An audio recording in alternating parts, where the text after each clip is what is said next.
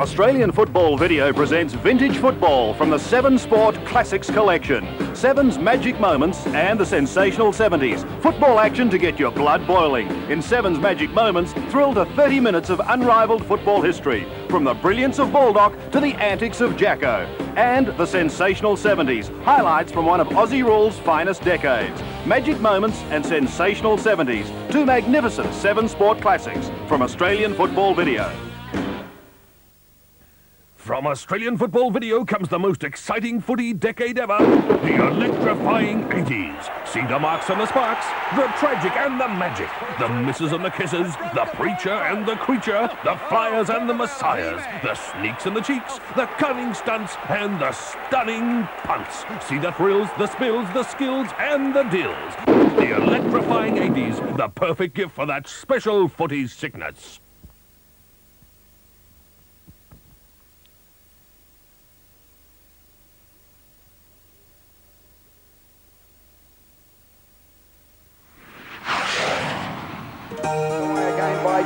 Down it comes here again. We've got Timmy Watson, a snap for goals. It's coming around, enough it is. What a beautiful goal by Timmy Watson. That's goal number 4. It's brought the Essendon crowd to life. Gets it across to Watson. Now the member stand comes alive as Timmy runs the boundary. Flicks one in towards goal. It's coming back. What a goal! Watson looking for a free, but he's got the ball anyway. Short pass by Watson.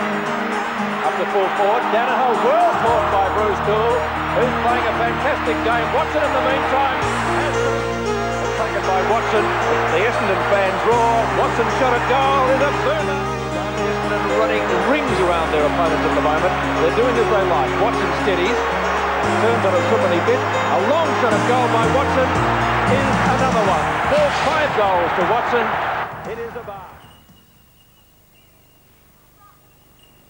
He's the darling of Bomber fans and opposition supporters alike. But away from the spotlight of football, it's here Tim Watson loves to escape. His country retreat in Gippsland, where he relaxes with his wife Susie and family. A country boy from birth, the bush provides a great escape from the pressures of AFL football. The boy from Dimboola has found his place in the country, on the banks of Lake Glenmaggie. In my whole football career, what I wanted to get out of football was somewhere to, like a farm or somewhere in the country, because I'd enjoyed my life, my growing up years in the country, and I wanted to have a family. I wanted to have a big family, and I wanted to have my children enjoy the country life as well. And I suppose, when you're sort of playing football and you're making money as a young fellow, you're sort of trying to decide what to do with your money, and that's one of the things I wanted to do, and it's been a great thing because we often get down here and spend good quality family time together, and we're away from everything. We're away from people, and it's just a nice, quiet, idyllic place. But go back more than 300 league games, and Tim Watson hadn't heard of Glenmaggie. He was at home in the Wimmera, honing his skills and dreaming of the big time in the big smoke. I think that probably football started in our house at home. I had 2 older brothers, Mark and Larry, and they were obviously playing football before I was, and we used to play. I can remember playing in the hallway at home with rolled up socks, and in the backyard, in the front yard, out on the street. We lived across the road from the primary school too, and we used to go over there and play games on the oval there and in like any space we could really find. We used to put a football in a stocking and sort of practice, jumping up and taking the marks on the clothesline. But actually, I had a mate who used to live around the corner, and we used to go to his grandmother's place. She had a garage out the back with a tiled roof, and we used to throw the ball up onto the tiled roof, and it used to dribble back down. It used to hit the guttering and then spring up, and we'd practice taking speckies on each other's shoulders. So I probably tried to hone some marking skills then. Again goes for the short pass, and a magnificent mark comes out toward Watson with side bottoms there. Watson, a great mark. And then towards the full forward zone. Watson's got the mark.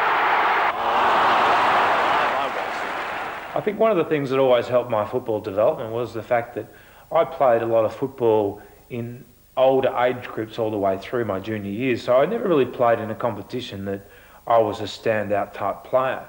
When I played school football, I think I was in grade 3 or grade 4, and I was in the grade sort of 5 and 6 team. And then I went into high school and I was in grade 1, in Form 1, and I played in the senior football team. So there was always others that were better and physically bigger and stronger and more developed than what I was. And in hindsight, look, it was nothing that was ever planned, but I think in hindsight it was a great thing because it meant that the interest for me was always kept by the fact that I couldn't just sort of run around and do whatever I liked. A fellow by the name of Jack Green, who was the Essendon scout up around our area, he was often at the football, and he got to know my parents a bit. And if I ever knew that he was there, even when I was 12 or 13, I'd be desperate to get out onto the ground at half time, just thinking that perhaps he's sitting over there with a cup of tea and a scone, and he might be watching, and perhaps that's how they pick kids to go down to play in Melbourne one day. So I think he knew our family. He'd been to our place a couple of times because Larry had already been there. And I played, when I was 13, I went across to New Guinea in a Victorian representative side. And then when I was 14, I played in the under-15 Victorian side. And so I played for the Wimmera. Glenn Hawker was in that team. Mark Dreher, who played for Collingwood, then went to Adelaide. Stevie Wright, who played a lot of games for the Swans. And we played up in Sydney in that carnival. And that was really, I suppose, at that time, all the talent scouts from all the clubs were there watching that particular carnival. And I suppose, Essendon became, more interested or whatever after that carnival. I played centre half back, which was the first time in my whole junior days that I ever played in the back line. And I played centre half back, and we won. We beat South Australia in the final by 5 points, and it was a great carnival because the Victorians have always given away sort of 12 months or so in age to the other states to try and what they would say even up the competition. And so at 15 and 16, it can be an enormous difference in physical maturity between a 15-year-old or a 14-year-old and a 16-year-old, and that was a great win. Essendon moved quickly, and it wasn't long before they were knocking on his Dimboola door with the most amazing offer to lure the 15-year-old to Melbourne. Money just didn't enter into it, and it was, I think, they had to pay Dimboola a transfer fee, which was very heavy negotiation, and your local football side is hardly likely to make it so difficult that you're not going to be able to go and play in the VFL. And apart from that, at the time I'd received, I think it was when I played the Victorian side, I got an Adidas football bag, a pair of socks, and $20 to help with spending money up in Sydney. And which was it's a mountain of money I used to do. I used to do a paper round for $5 a week. I thought, $20 at one time is not too bad. And then the following year when when I went to Essendon, then I got a $25 a week allowance money, which made me the richest kid at high school by a long way. And but money never entered into it. I didn't sort of even consider having a contract until I'd been there for a few years. But times were very different. My parents were very concerned about where I was going to live when I went to Melbourne, and I remember the night, still very vividly when the Essendon people turned up, and they'd come to Dimboola on this Wednesday, really to the season had already started. It was 1 week old, and they'd arrived at Dimboola to sort out the transfer from the Dimboola Football Club, and it was Kevin Egan, Barry Keane, who was a committeeman, and Ted Fordham, who was chairman of selectors. And they called in home, and I said, look, I'd love to go back to Melbourne. And so I basically went and got my bag packed, all my worldly possessions, which sort of filled half a suitcase. And my mum was very concerned that I didn't have any new school shoes, so I had to buy some new school shoes before I left. But she was very concerned about the fact that where I was going to live, and she wanted me to be in a sort of a safe, secure family environment. And they assured my mother that that's the case. They had that all organised. And on this night, the Sullivans was very big in television. This is going back a long ways. But that was a big time show. And Tom was heading off to war, and I was heading off to Melbourne to play football. And my mum was crying, and I wasn't sure if she was crying because I was heading off to Melbourne to play football. Tom was heading off to the war, and she's still saying, "Look, are you sure you've got him a good family, that he's going to move into?" And they said, "Yes, Mrs. Watson, everything's done. The deal's sweet. Everything's under control. You don't need to worry." And so we hopped in the car. We'd gone about 2 kilometres. I said, "Where's the little bastard going to stay?" And that was my introduction to football. And I ended up staying at Barry Keane's place for the first 3 months. He'd recently been divorced, and I guess he needed the company, and he had a big house in West Essendon, a big double-storey place. So I remember walking inside thinking, I've just made it. Look at this. I mean, here I am in this beautiful big 2-storey house, and I'm probably going to be probably maids and servants and things like that. But they never appeared. In fact, he hardly ever appeared either. And I was left to sort of do my own washing and do my own cleaning and do my own cooking. Did you ever find out from your mother if it was in fact Tom she was crying about, or was it her son leaving? No, she was in fact crying because Tom had left. But while Tom was going off to war, Tim was preparing for his first battle. I remember it was about dusk, and someone from the Sun came to take my photo, and I put on an Essendon jumper that I found inside, and did a bit of a jog up the hill. And I woke up the next morning. I was pretty nervous, and I thought, well, I'll just sort of go through the page of the papers and just see whether this photo's in there. And I started back and turned the pages, not a cracker. And I thought, oh God, it's not even in there. And so then I turned it, after I finished reading all the sports pages, I turned over the front to see what was actually happening in the world. And there was my picture on the front page. And I thought, if I hadn't been nervous enough at that point to actually sort of see yourself on the front page of the Sun, thinking, this is a bigger deal than I actually thought it was. I mean, it's a matter of his priorities. He's got to get his priorities right. I think as a youngster at school, he needs to realise that his education really comes before his football, because football, as you can well imagine, is has a very small lifespan. Most footballers, if they're lucky, they can play 10 years, I suppose, and that's it. And they've got to look to their career. There's always something else to achieve, as you play. Like, I want to be part of a premiership side, and that's I reckon that's about the biggest thing. Every footballer aims to be as part of a premiership side. I can recall that when I first started, I was doing a trick at the time, and I was expected to do a lot more breaking into league football than I would expect him to do. Oh, they treat me part as a team, but they joke and muck around a bit about the fact that I go to school and that sometimes. Waste any time, and he's looking for Watson. Watson, the first game player for Essendon today, isn't it? Ironically, Tim's first senior game was against Richmond, the team he'd idolised as a kid. For Essendon, it goes out towards young Watson on the outer side of the ground. Watson shepherded. It was a lot different in atmosphere to what the reserve grade competition was. Then around the ground, and I could sort of saw these blokes close up for the first time, like Francis Burke and Kevin Sheedy and Kevin Bartlett, and sort of thought, well, I'd like to get an autograph. Rather than a kick, I'd rather get these guys' autographs. But as the game unfolded, it was just I suppose it was just another game, and they were the opposition. Andy Wilson goes in after the ball. Can he take it away? Unable to do so at the moment. Picked up very quickly by Watson. Kick just wide at the centre of the ground. Watson going for a hand pass. He's found Hurd. Back to Watson. Comes to Fletcher once more. He gets his kick as he's unloaded. Oh, great mark. Taken for Essendon by Watson. And so Watson had arrived at Windy Hill. Little did he know then, but he was to develop into an important link in a very special chain that was set to make its own mark on the Bombers' history. Hand pass out. Oh, it's good players. Watson now breaks away from that hand pass from Stoneham. He can run in towards the goal. He can line up the goals from about 35 metres out. Oh, magnificent goal by Watson. Been dangerous, but Timmy Watson's there. Watson looking for a hand pass to Carman. That's successful, but Browning's there. Watson back again.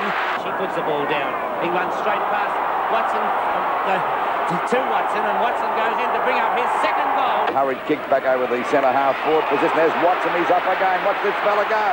Look at him running to an open goal. He fires. It's the good one too, right?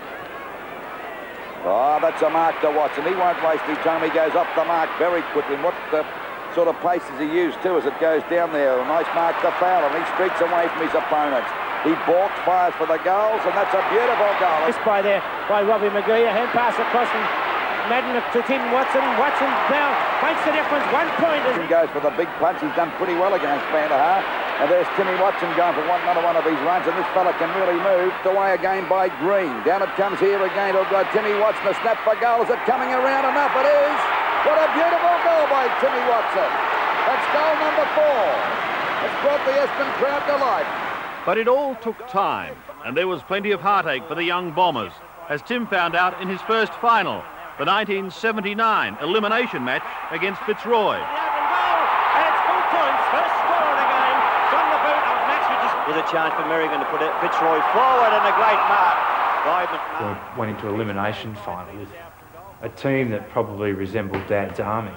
I mean, the prerequisite for being a member of this side was actually you had to have a broken limb, or you had to have your knee in a cast. And I mean, it's little wonder we were belted in that game by Fitzroy at Waverley Park. And so that was, I can remember the excitement of actually thinking, oh, I'm playing in the finals. And I can remember the enormous build-up in the rooms before the game. And I can remember the streamers. I can remember the excitement on the committeemen's faces, and sort of the reliving of their own careers and the day. And that was about where it ended.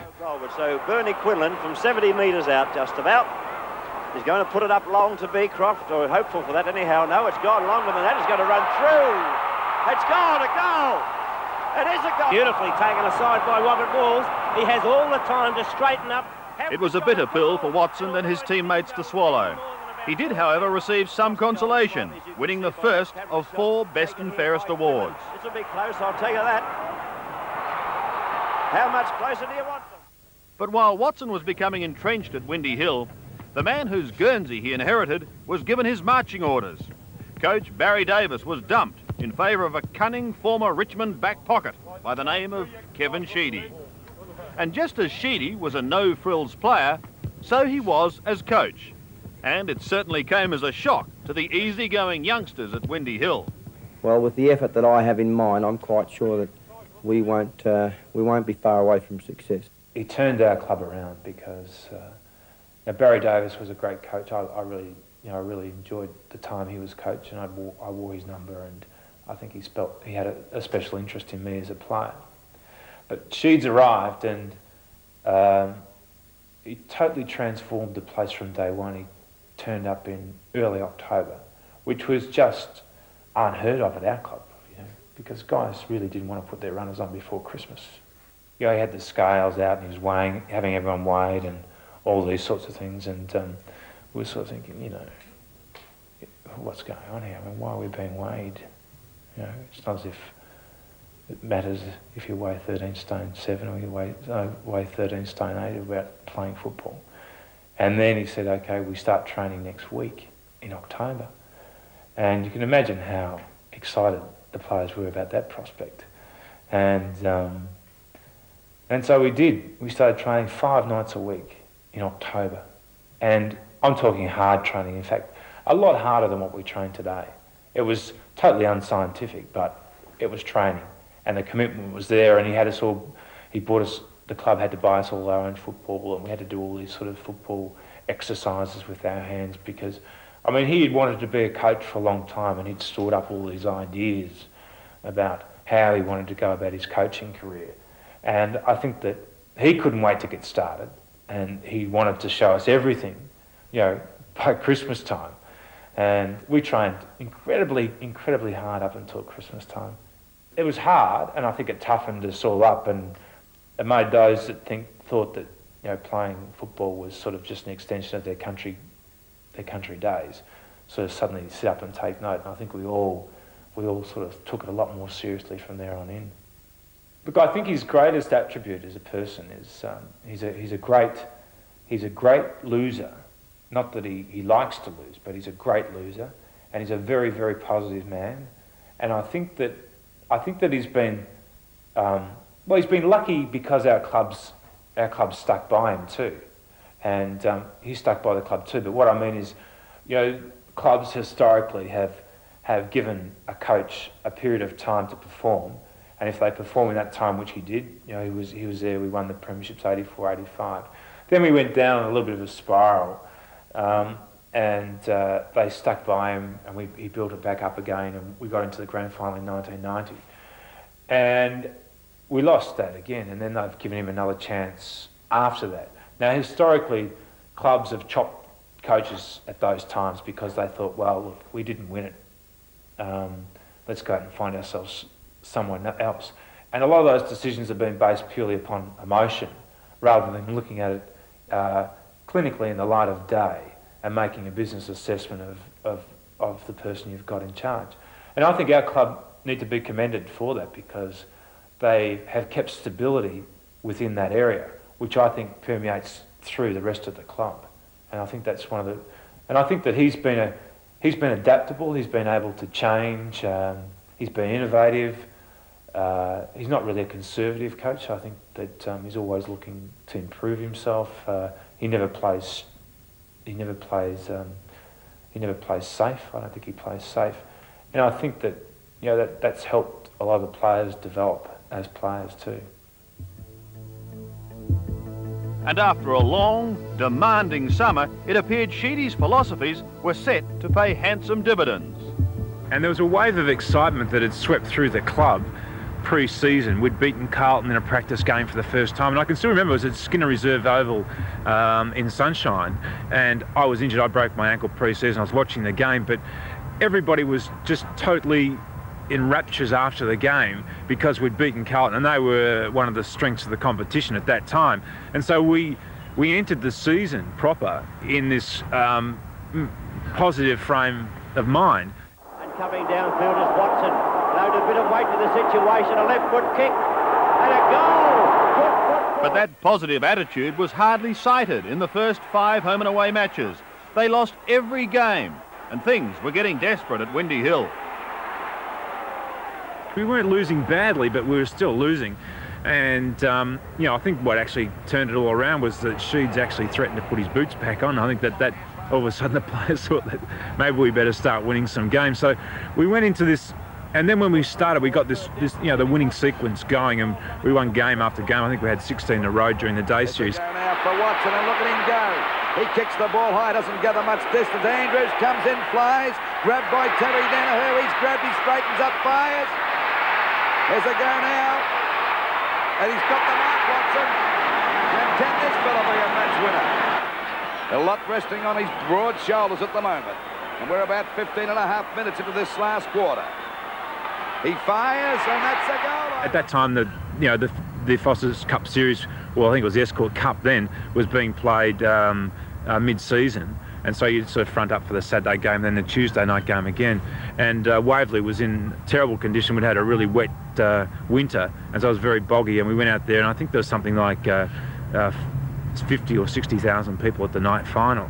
And the Essendon people had been starved of any sort of success for so long, and they were out in numbers. And I think it was a bit of a turning point in the time that I was there, because all of a sudden, you know, we won this finals game, and people started to believe that things were changing.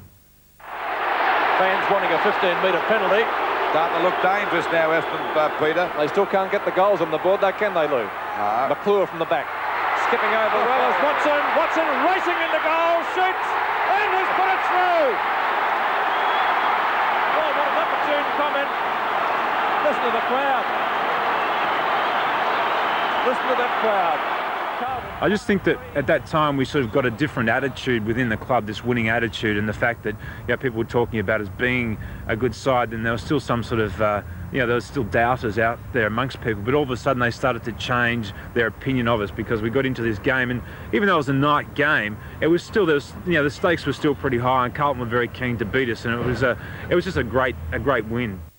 Taken out of it by Fowler, who goes with a long kick up towards full forward. Murray is there for Richmond, can't complete the mark. Here's another one to Watson. Now will the ankles stand up to it? He can't hardly turn, but he's kicked it. Satori's there, ducks back, has the ball knocked out of his hands. Fowler gets it across to Mahaja. Mahaja over the top to Watson. A goal coming up as Timmy Watson puts it through. Out it comes to McConville, onto Montgomery. Off the ground, Watson. Best player last week and shaping up again in that regard. Watson from left half forward, puts it high, looking for Van der Haar. He doesn't let him down.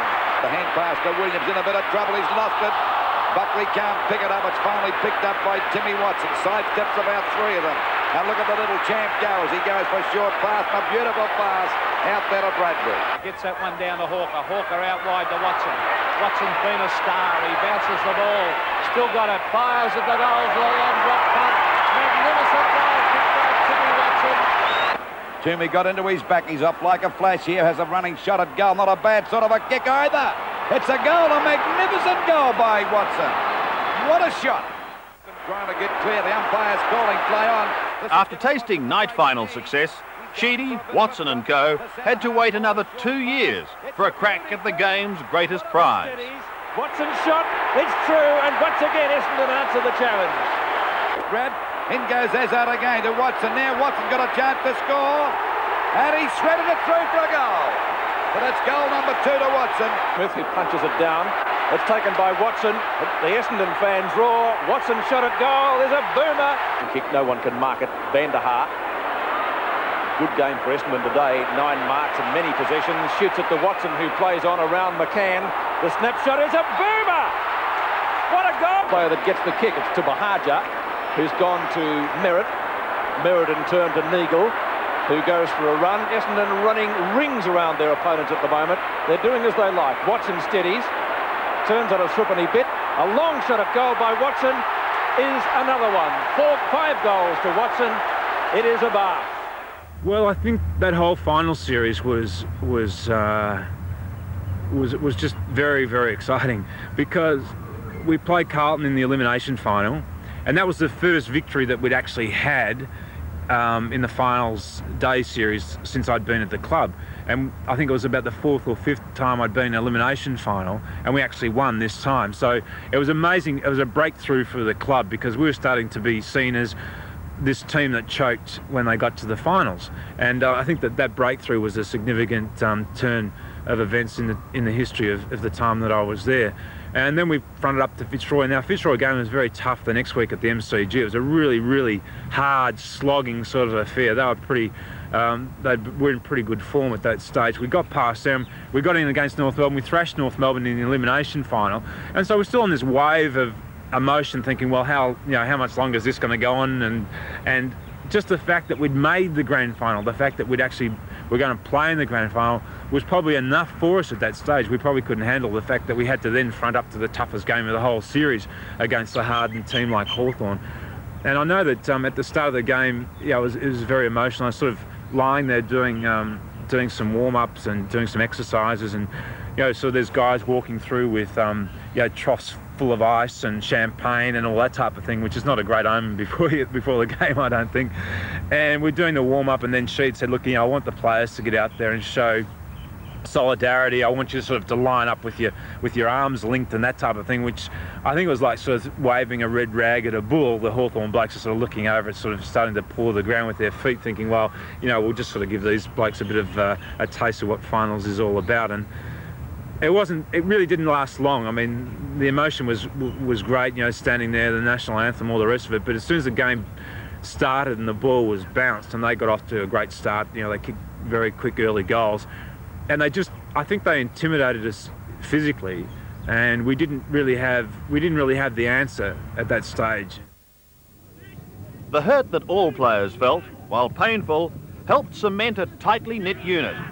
A unit, however, in Kevin Sheedy's words, wasn't without its cowboys. And there's no doubt the head honcho was the Flying Dutchman, Paul Van der Haar. I mean, I've always loved him. He's a terrific bloke. He's a very loyal friend. Not that we spend a lot of time together, but we have. We sort of went through those early years together, and we played. He never would have led you astray. Well, look, he tried desperately to lead me astray, but I was sort of pretty boring sort of a kid. It's probably not much more exciting now, but I actually had this idea in my mind that to be a good footballer, you shouldn't drink, you shouldn't smoke, and you shouldn't swear unless absolutely necessary. And I suppose he was totally the opposite to me, because he thought the more you did of all those three things, the better footballer you become. when he arrived, it was just a sensation from day one. The long blonde hair and the big tall fellow and tanned. He'd been out sort of working in the gardens and digging swimming pools and stuff like that. So he immediately captured the imagination of not only the Essendon people, but I think the football public in general. But he was totally different than what his public image suggested, because he really wasn't. He was still a reluctant recruit. He would only train when he thought it was absolutely necessary, which was sort of for about 5 minutes on a Thursday night. And he'd turn up late for the footy, and he'd carry his jocks around in his back pocket without a footy bag, and all those sorts of things, which was just marvellous.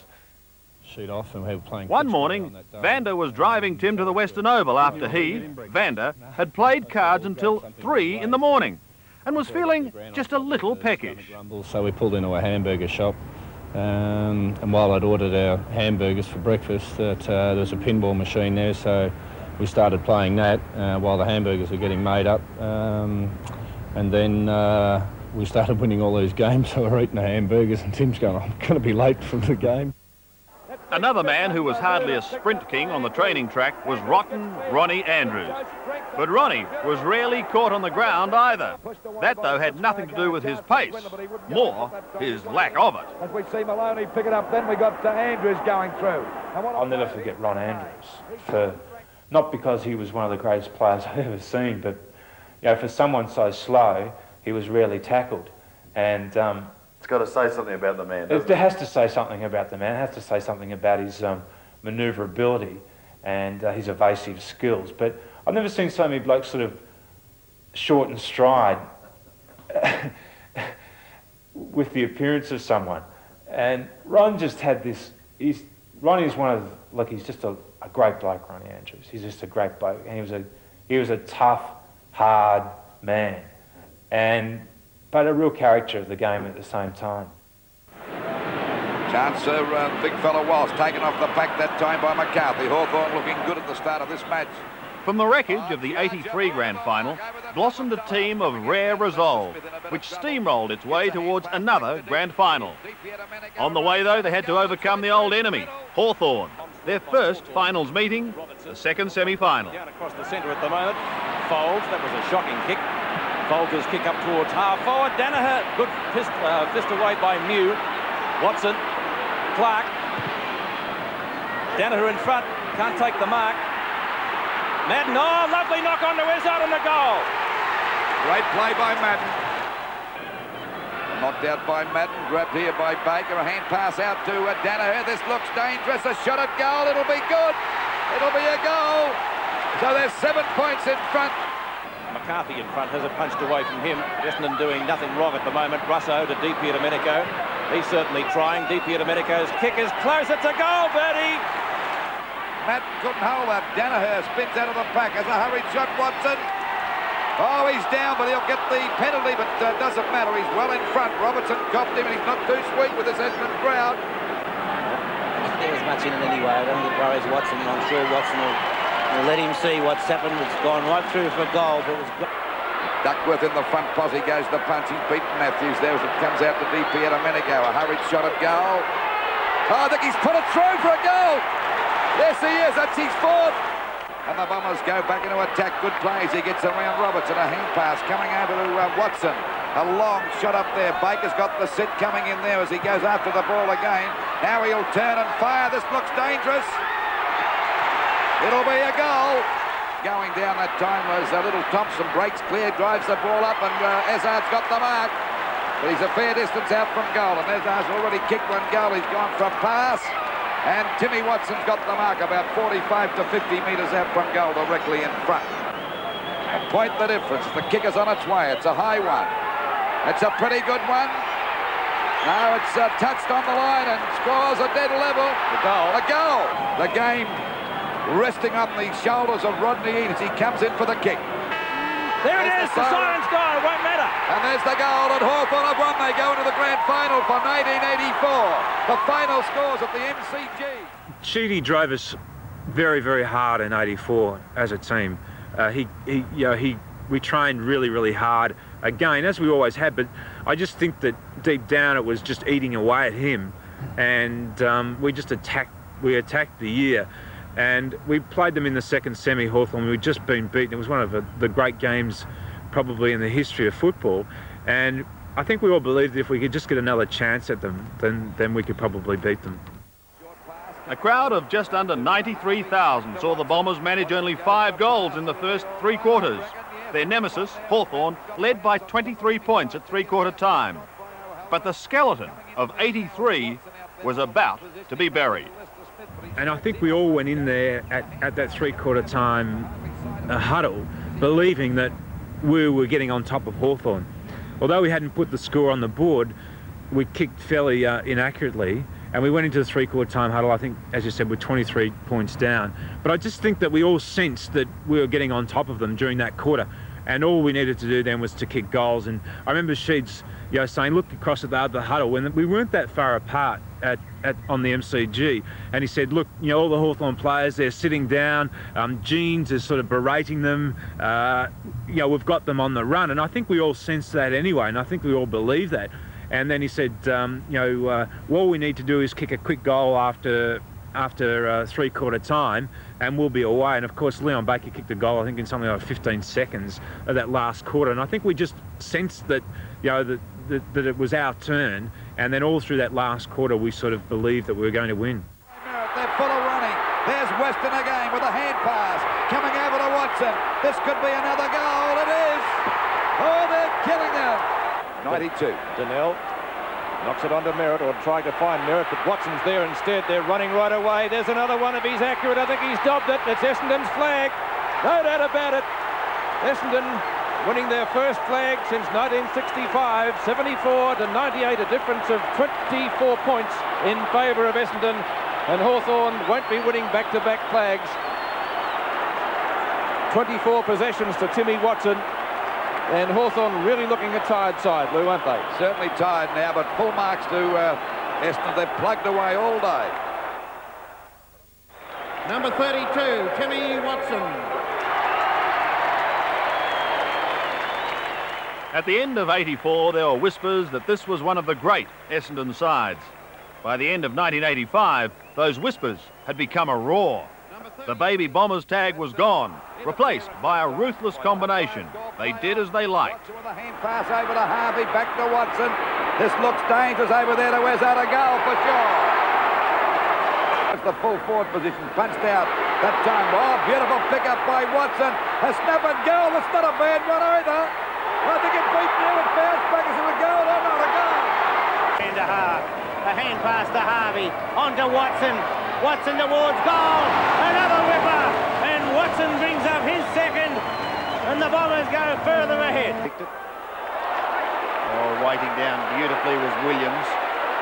Here they go. Timmy Watson can draw the player, then fire towards goal. Oh, thank you, Timmy! Has a go now, but backing up well. Here's Thompson, a hand pass, coming out to Wesard on his own there at half-back. Another one coming over to Nobby Clark. A long hand pass, a chance now for West. If he juggles the ball, he fumbles. He can't pick it up. Oh, good hand pass finally over to Watson at centre-half forward. Balks, a long shot at goal. This could be the killer. It's a beautiful kick by Watson. And a goal. Magnificent play. Put on your glasses there. Wood sees a kick go forward to Watson, and Tim should just about give it across to Terry Danaher to goal, which is exactly what he does. And they were led by one of the game's greats, a laid-back son of a farmer from the Riverina, or as the legendary Jack Dyer would say, the Riviera, Terry Danaher, or TD. Didn't say a lot, he let his deeds do the talking. But you can bet he had a few words with Tim after this hand pass, which had its own HBA tag. It was just a terrible handball, but as always, Terry was calling for the ball. I mean, he was one of the most dangerous players to play around Terry because he was constantly using my back as a launching pad for taking marks that he shouldn't have been going for. Even if you're playing on the half-back flank, he was likely to be down there trying to mark the kick out from the full back line. He tackled me once at VFL Park. I was heading towards goal in the forward pocket and he just grabbed hold of me. The umpire blew the whistle but didn't know what to do. Didn't know whether he should pay a free kick against me for holding the ball and then award the free kick to Terry or not. And all he said was, oh, Jesus, mate, I'm sorry. And then one day I played in the back line with him and Hawthorn were kicking goal after goal. I've been shifted down the back line. He was playing centre-half back. And he just caught my eye as the bound umpires was taking the ball back to the centre. And he just said to me in his laconic way, "Geez, she's getting busy down here, isn't she, mate?" Which was the understatement of all time, but that's him. He's the guy, and I feel very fortunate. I feel very fortunate for the career I've had, but also to meet, some of those great, because they're great. Not only have they been great players, like Simon is a great man, Terry's a great man, Gary Folds, who also played 300 games at Essendon, is a great man too. And there's so many others too, but I think probably one of the greatest things about our club and the stability of it as a club has been the fact that we've had these great men who have been great role models. I couldn't think of anyone better to have in a club for my son to walk into and want to emulate than Terry Danaher, because from day one, he'd have the right attitude. He'd be looking at this bloke thinking, well, if that's what it takes to be as good as Terry Danaher, that's what I have to do, then that's what I'll do. Almost straight to Matt though, and here's the danger man, Watson. An explosive speed he has, gets on his gas, and away it goes. Another goal, Essendon. And it was Danaher who led the Bombers to back-to-back flags. Again, it was their arch-rival, but this time, in front of 100,042 fans, Hawthorn copped a belting. Teammate Simon Matt. Big pack of players down there. It rebounds to Watson. He has a Watson. Hanley runs into 3-4 Essendon players. Watson with brilliant play. Gets around an opponent, then goes for a short pass. Over it goes to Elshaw. Back there again towards Elshaw. Kicked off the ground by O'Halloran. Coming out to meet it as Watson. Shows a lot of pace. Too much for Langford. Goes for short pass to Merritt. He's got the mark. No, great tackle, Kevin Walsh. Madden throws it out to Watson. Nothing for that. Hawker slung. Ball in towards centre field. McCarthy gets it on to Schwab. Schwab's left footer up towards Timmy Watson, standing there on his own, takes the easiest of uncontested marks. Number 32, Vice Captain Tim Watson.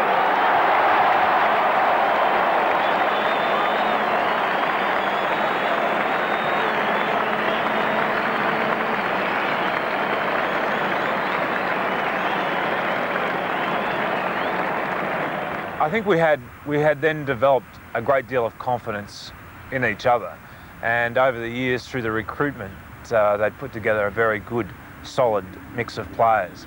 I don't think, look, as a player, I think you always feel that even though you might be playing a lower side, that something might go wrong, you might lose, so I never felt that we were invincible.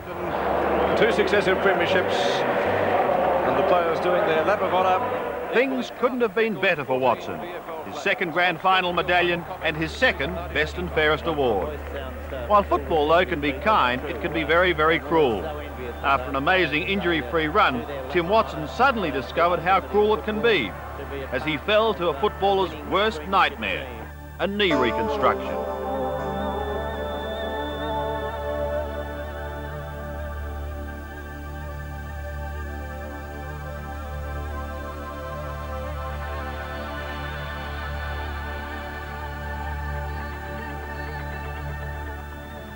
Well, it was really strange because during that pre-season, I can remember one day I was running around, down at Glenmaggie, sort of thinking about, how lucky I'd been throughout my career, and how I'd never had any serious injuries. And then, like 3 games into the season, I do my knee and I'm going to be out of action for sort of a whole year.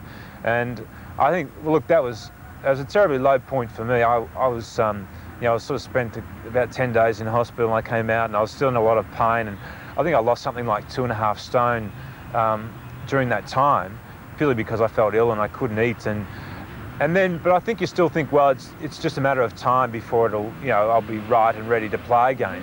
And then I had sort of complications after that. So there were times when I really started to believe that maybe I wasn't going to get back and play. But I think that after every sort of setback, there was a bit of disappointment, and then there was a bit of a ray of hope, and it was just a matter of doing some more rehabilitation, some more physio, and then I got started again. That, did you ever consider quitting? Oh, no, look, I never considered quitting because I was only, look, I was only 24 or 25 at the time. I was still very young. I'd played a lot of football to that point, but I actually felt a bit cheated because I think as a player, you play your best football sort of between probably 23 and 27. I think, you know, like physically, you're coping better at that stage of your career and with experience and speed and that type of thing. So I probably felt a little bit cheated that, see, I think I missed something like 36 games with my knee and different problems that I had with it. So it was really nearly, you know, 2 whole seasons of football that I stood out of. You know, at the end of 84, 85, a lot of the players were starting to think, well, you know, what now? You know, we've had great success, we've worked hard for our success, but maybe we're not as, you know, as prepared to work as hard again. And I felt that there was a sort of I think that the whole place became very complacent. I think that as a club we had a lot of success at that time, and there was sort of a bit of complacency about the place. And I thought the danger signs were there during the pre-season, but we got off to a pretty good start. We won our first 3 games, and then, you know, things started to go horribly wrong. Alvin there with Chris Danaher, and charging onto it, Watson. And how right he was.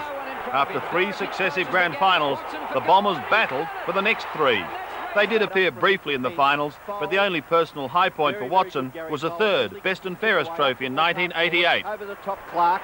Jamie Turner under pressure. Great interception, Watson. Look at the dasher go. Timmy Watson inside 50. Goes long with the left foot. First goal to Essendon. Oh, he's been outstanding. 14 kicks, and here is 15th kick and 14 hand passes. Let's see if he can put it through. Beautiful looking kick on the left, and he has put it through. Oh, but a chance for Clark. Off he goes to Hawker. This should be an Essendon goal coming up here. Watson had to wait. Gets around Sheldon. Watson for goal and kicks it. Despite the Bombers' disappointing performance, the individual honours still came his way. State selection was a highlight, but while performing admirably at the highest level, one of Watson's great regrets was not being given a go by Victorian selectors. Well, it's one of my great disappointments, actually, that I missed out on state games. I don't think the state selectors had a very high regard for me as a player. And I know they didn't because, I mean, Sheeds obviously spoke to them, and then, you know, he was fairly candid about what they thought of me as a player, which really hurt me, and I felt very disappointed in their assessment because obviously I thought they were wrong, and I knew that if I was given the chance, then, you know, I would have been able to perform. But there was times when I was left out of the side and not played, and I suppose that really annoyed me. But I was really, I was really desperately keen that the last couple of times I played for the state, I was named in the better players, which meant, look, it meant a lot to me. It meant more than people would understand to me because, you know, as a player, you have a lot of pride, and we've all got an ego, and you want to get on the stage where it's supposed to be the toughest place to perform, and then perform and be recognised for performing. And you know, I was desperate towards, in my last 2 state games, I was just desperate to play for Victoria because I felt that an injustice had occurred throughout my career. Punches it away, but waiting there is Tim Watson. A hand pass to Harvey. Back it'll come to Watson. This is danger for Carlton. Watson sprints. But while he may have thought himself hard done by the state selectors, those in the know out at Windy Hill thought differently. Watson was appointed captain of the club, succeeding TD, who completed a successful 6-year stint as Sheedy's right-hand man. Watson, kick around his shoulders. Unbelievable. Leading from the front, Watson tasted finals football once again, only to stumble in the preliminary final against a rampaging Geelong. With him is Buse. Past him. Watson shows pace. Great play by Tim Watson. That's the sort of thing he can do. And he shoots it towards goal. What a reply. 3 minutes left. Goes for the pass into the pocket. The bounce awkward for Bailey. It's okay for Watson. The kick by Watson's a goal. Despite that humiliation, the new skipper collected his 4th best and fairest, but he still yearned for that one moment all league captains dream of, holding aloft the Premiership Cup. And Watson's dream looked set to materialise as the 1990 season unfolded. That was until injury, again shattered his dream. His left knee's gone, Pete. Oh, he is in agony, the Essendon champion. Look, it was a strange year because it just felt like a different final series to us, and how I sort of kept remembering back to our 84 and our 85 years and how we'd gone into those final series and we were full of enthusiasm and we were full of confidence. But this final series was just so different. We went out to watch Collingwood play the West Coast Eagles, and Peter Simic had that kick and missed the goal, and we'd already left by that time thinking that we'll get to beat the traffic, because we went out as a team in the bus, and we're all sort of sitting there listening to the call of the game, and there was just this amazing feeling when the game ended in a draw that everyone just sort of sat there on the bus and nobody said anything for probably a minute or two, and then it was just disappointment knowing that, okay, we had to wait another fortnight now before we came back out and played. And there was lots of us that needed games at that time. We really didn't need to put back our finals campaign another week.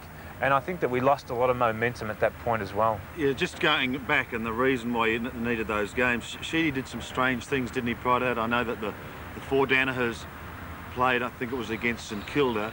A number of players were rested. It was a somewhat different build-up towards that final series. Well, yeah, look, I don't know whether or not anyone was really rested. I think that players might have been injured at that last game, and I don't know how. Look, I really can't recall how serious those injuries were. I know that he was very keen to give the four Danaher brothers the chance to run out together, and it was probably it was a great PR type coup for the club at that time. But I don't look. Knowing Sheeds, I don't think that he would ever jeopardise the team's chances of winning finals game by doing something like that. I mean, winning means far too much to him and always has meant far too much to him. But I just think that it was just one of those final series where we just didn't. Well, we weren't meant to win. Up over the top, Starcevic. No one can break clear. Attack to the advantage of Dacos. Look at the gather. The right foot snap. This is a miraculous kick. Diving on the football, the Collingwood defence trying to keep it in. Kicked by Watson. Up towards full forward. No mark. Punched away. Now kick it. Gets his right foot to the ball. It's bounced through. Miraculous goal by Kickett. Can't do so. Russell picks it up, heads in towards the pocket. Over the head of Thompson it goes. Dacos, this is where he's at his best. The Master.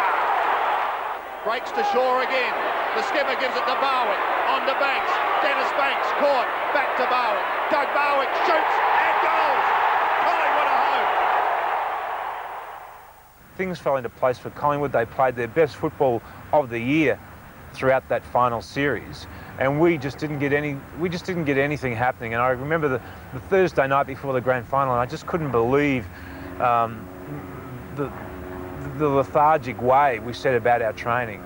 And I called the players together and sort of spoke to them about the fact that, look, this is the most important game for us for the year, but it was just as if we were just a tired unit and we couldn't muster the enthusiasm to go on, which is, it's a remarkable thing to say, I know, because it is the biggest game of the year, but we just looked like a tired, sore, sorry lot of players, even in the week leading up to the grand final.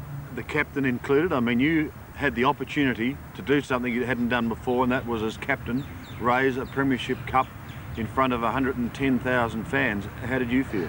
Well, I felt pretty fresh because I'd missed a lot of that football towards the end of the year. But I think that it was probably might have been difficult for them to handle the players, because we had a lot of players that needed extra work, but we probably had a lot of players that needed a lesser amount of work just to freshen them up for the finals, because they'd been through the whole year and done it pretty tough. And maybe we didn't handle our players as well as what we could have in terms of freshening them up for that final series. Sheeds asked me to meet him after the grand final in the morning at the old Melbourne Motor Inn about 7:30, 8 o'clock, and because I was obviously disappointed, and he said to me, look, you're not considering it retiring at this stage, are you? And I said, well, I don't think it's a great time to retire anyway after you've, but you know, I feel pretty disappointed. And he said, look, you know that if you're retired now, you'd always be remembered as the captain of the Essendon team that lost to Collingwood in the grand final. And I didn't say it to him, but it was sort of going around in my mind thinking, well, you know, would that be any worse than being remembered as the coach of the team that lost to Collingwood in the grand final? Watson. Typical Watson aggression, and look at the kick. Look at that goal. The following year, the Bombers struggled to recapture their 1990 form and stumbled into the finals, but only for a very brief time. Another elimination final loss, this time against Melbourne, and the margin, 38 points. Caught by Watson, dispossessed. Hills has a chance. Handball. Watson has a big chance from 25. Kicks the goal. Left-handed hand pass down to Danaher, creating some space at half forward. Not a long kick, won't quite make the distance. Somerville, the big fly. Cuthbertson, the hand pass. Watson kicks a goal. The numbers have been Melbourne's way, and that's continuing. Arshold in towards full forward, and a mark taken by Lovell. He has a pot shot and puts it through for his...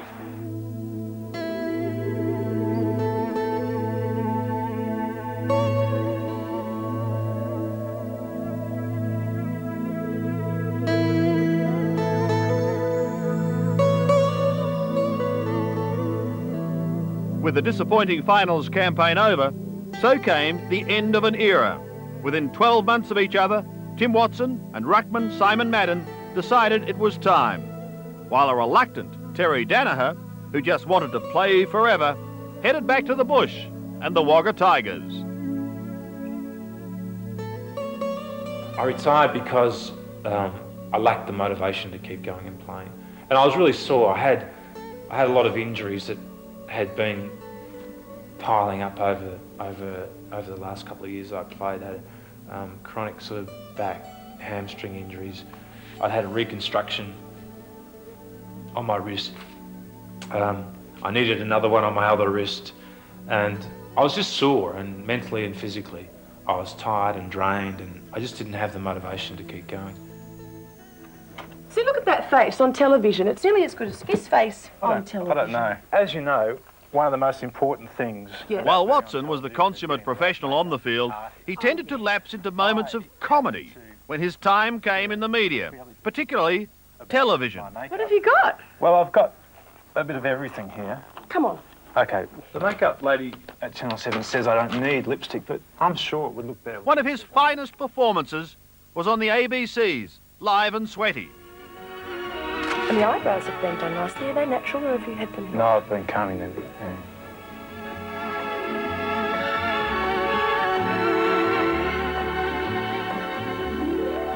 I actually like that grandmother look. You like this lipstick. one? Lipstick. You do it. You do it. Yeah, that one. You know, and the grandma's... But go back on television. No, I don't know why people wouldn't take me seriously. Okay, and now we cross down to the boundary line. How's it going? Thank you, Sandy. Well, it's been a terribly torrid game here. At three-quarter time, Malcolm Blight was very distressed about some of his players. He kicked me off the ground, Sandy.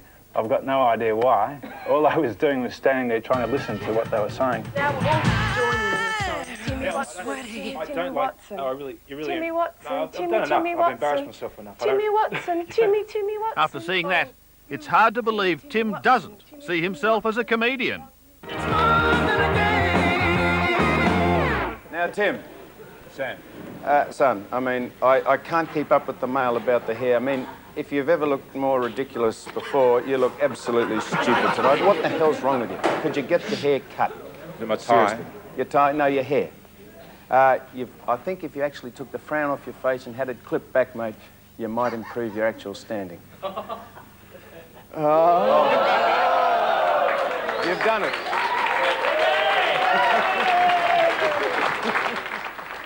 I'm not a comedian. I'm not even a particularly funny person. But I think I don't take myself too seriously. And by doing those sorts of things, you're not taking yourself seriously.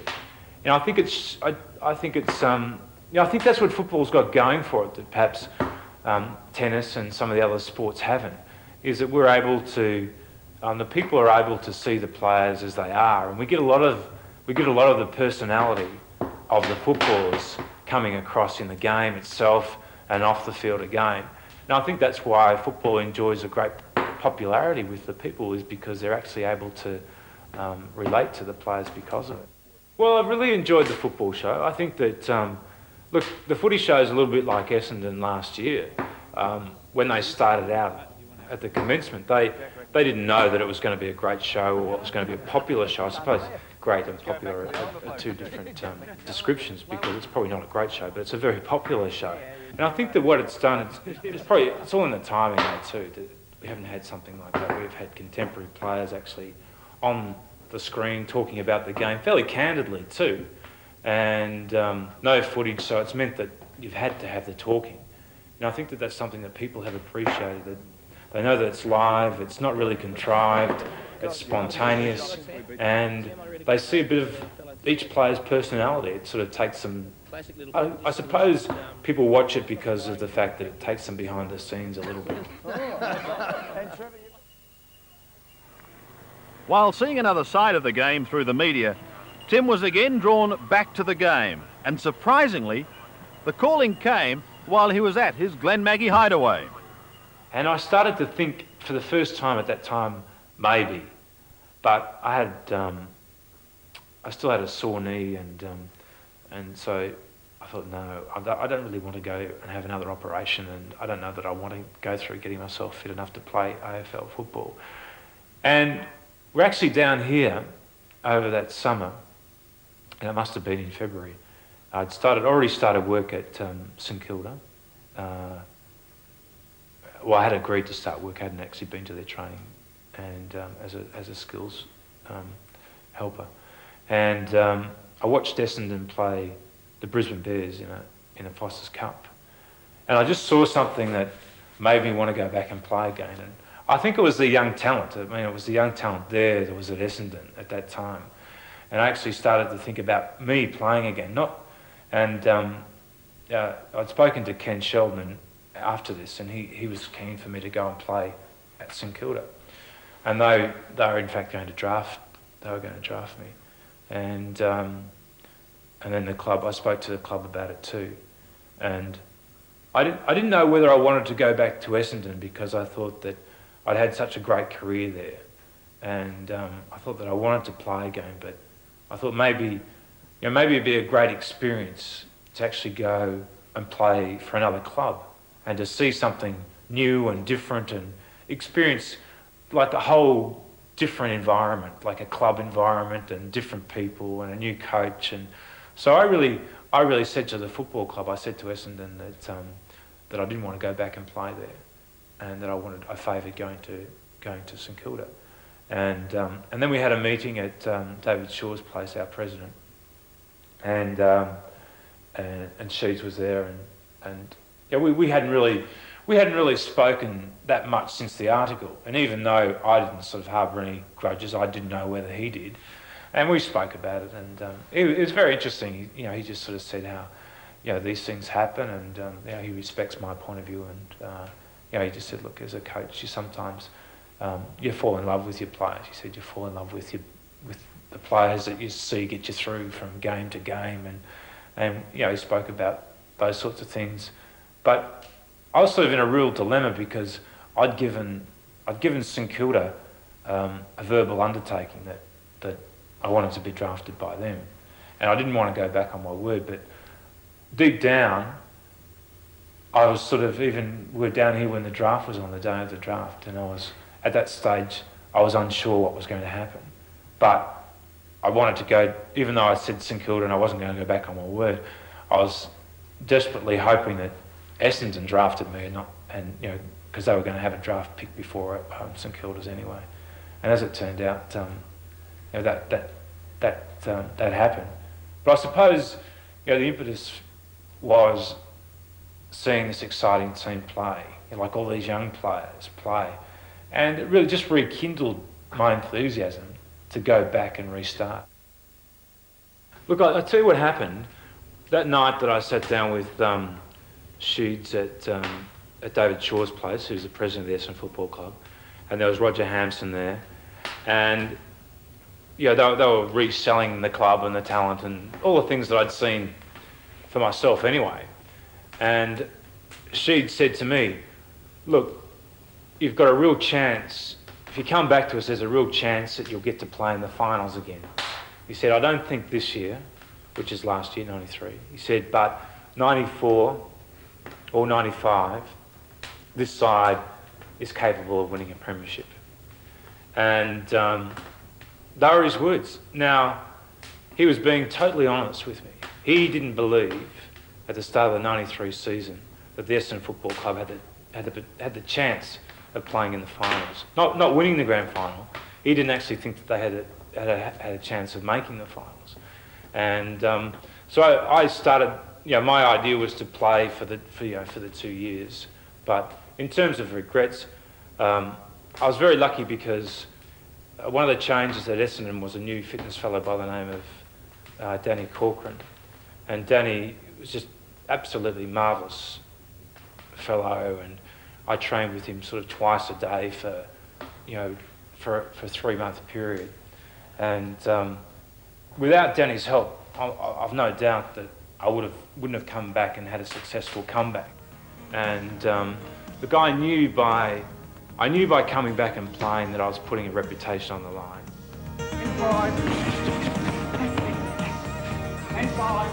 If Watson was worried about his reputation, he need not have been. His determination to regain peak fitness after an 18-month layoff was only matched by his desire to play again in a successful Essendon lineup.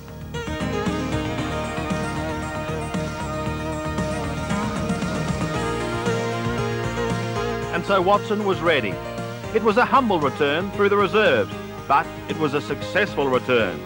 And it was completed when the number 32 Guernsey reappeared in round 8 against St Kilda. 4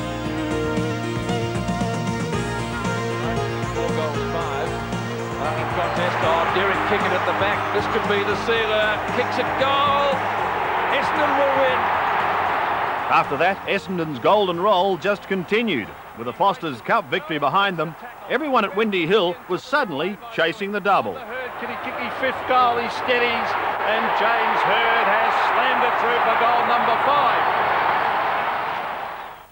And Tim Watson, maybe the distance I think will worry him, Robbo, just outside the 50-metre area. He'd be a chance.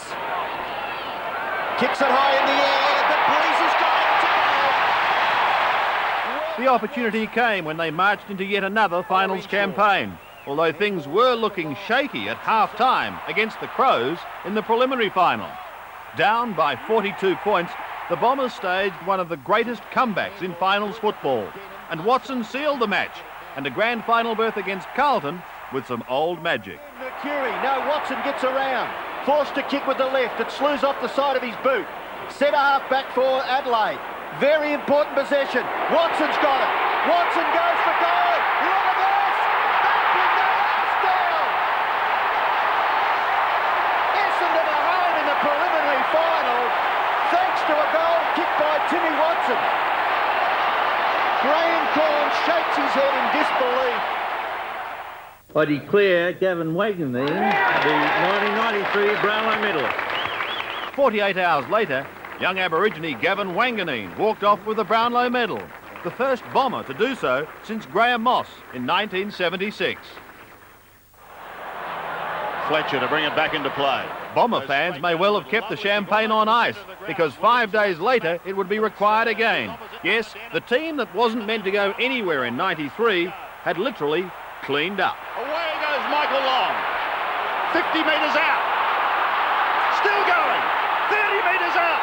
Oh, what play! It may have been touched on the line. No! Away they go again. Hills will have to be quick.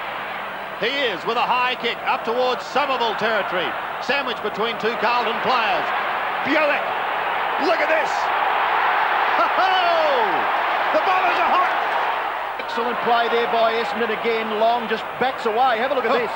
Take me on, take me on, take me on, he says, and still gets away with it and pumps it to within 50 metres. Here, well inside. Away goes Chris Danaher. Have a look there. Brilliant football, Danaher. Well harassed by Ola Renshaw. Scholl gets his foot to it. Salmon will mark. Oh, he drops it. but away goes Wanganeen, the 1993 Brownlow medalist. It goes out the half-back. It bounces beautifully for Long. Long, come and get me, Millimhanner, he says. But Wanganeen's run brilliantly from the back pocket, and his disposal not quite for Hurd. Christou falls over. Hurd, handball, Wanganeen will kick a goal. Have a look at this. It bounces inaccurately. Maybe that could have been the play of the decade. Who was just putting a stamp on this game, Gary O'Donnell. Quite brilliant around the centre of the ground, and another brilliant kick to the goal front. Spalding couldn't take the mark. Another goal to Essendon kicked by Hurd. It's all over. Sheer excitement. Off to Mercury. Long again. Is this man the best man on the ground? I ask you. To half forward, Wanganeen. He had a shot at goal. This is fitting, isn't it? This is very fitting, Robbo. The Brownlow medalist. He won the Michael Tuck medal for being the champion player in the night series at the start of the year. And now he wants to cap it off with a goal. And he has. He has. That may be it.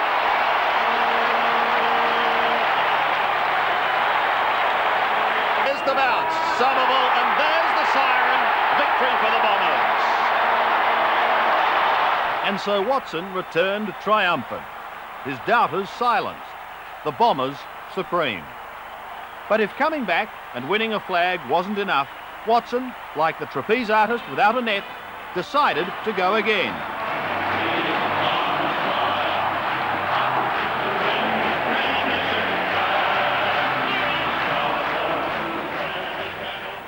Like 93, the Bombers didn't set the world on fire at the start of 94. But an unforgettable moment for Tim Watson and his family was celebrating his 300th game. Wife Susie, a proud spectator as her family was honoured.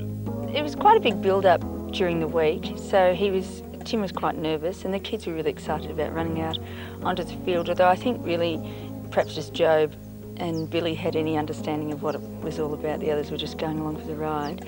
But it was an exciting day, and it was sort of emotional day too. I mean, his mum and dad were down and his grandfather, and it was really a lovely atmosphere. And it was lovely to see the kids all running out with him, so it was really nice. Yeah, you must have been pretty proud of him. Yeah, I did feel proud. Yeah, I thought, yeah, he's done a lot, so it was nice that it was recognised.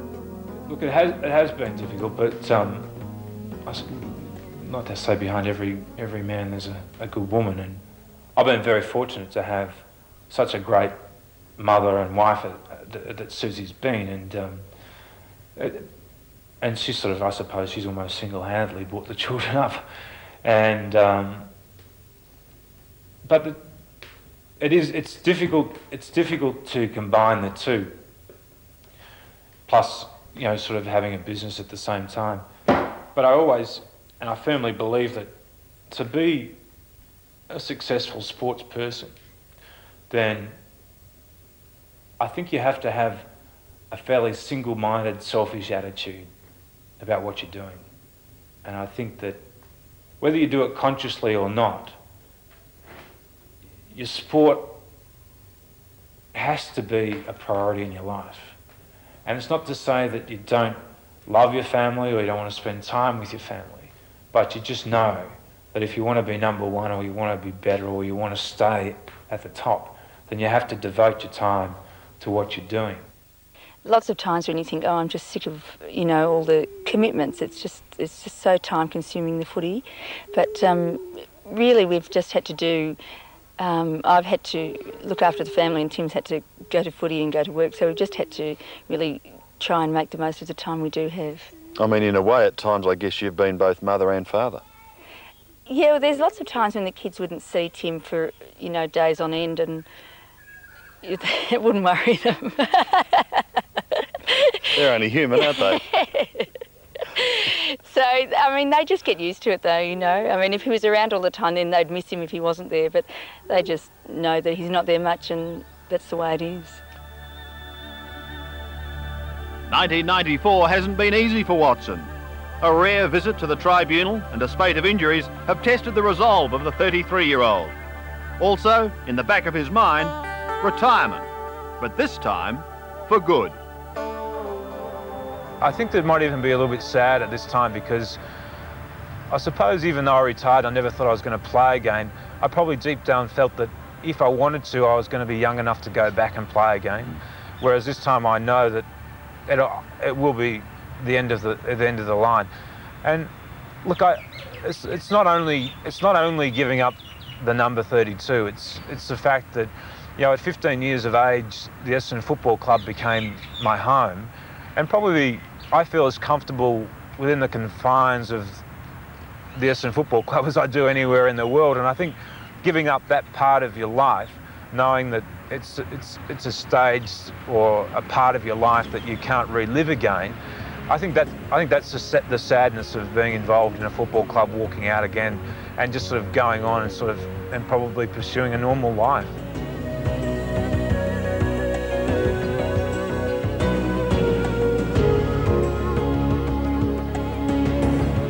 Timothy Michael Watson came to Windy Hill as a pimply-faced teenager in 1977.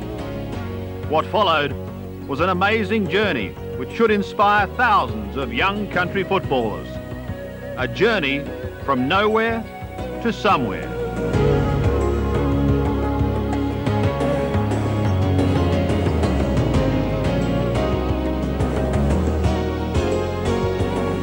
The bomber from the bush left Windy Hill a champion in 1994.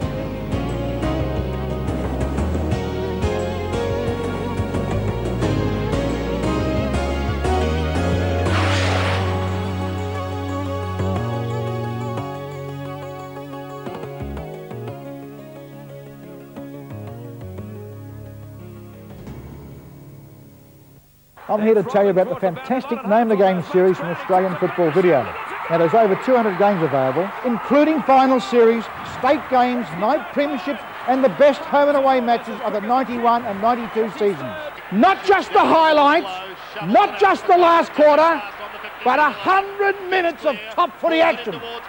So pick up your free catalogue at any Brussels store. And remember, footy brings out the best in a person.